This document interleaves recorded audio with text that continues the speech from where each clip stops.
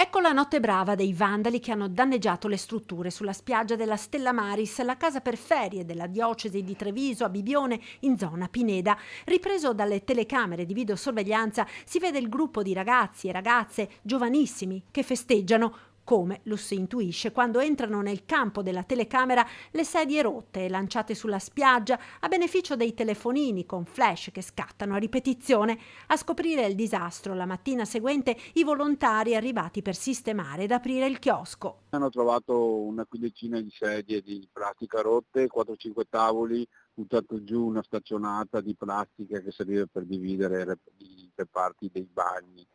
E hanno trovato tutto rotto, insomma, hanno tentato di buttare giù una porta con un calcio che non ci sono riusciti. Danni per qualche migliaia di euro ancora in corso di quantificazione e ci è andata pure bene, commenta amareggiato il direttore. Se vanno gli ombrelloni, come è successo ancora, tagliano le teghe degli ombrelloni, rompono qualche ombrellone e là fanno pressing sui soldi perché costano.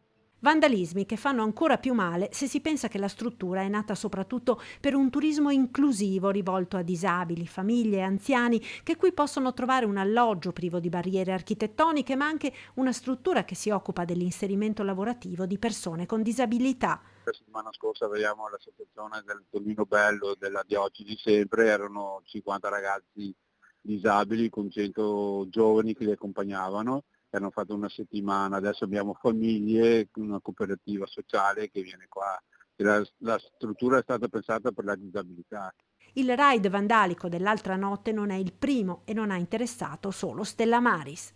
Non hanno fatto solo da noi, lungo il viale c'erano tutti i bidoni del Mundici rovesciati in mezzo alla pista ciclabile.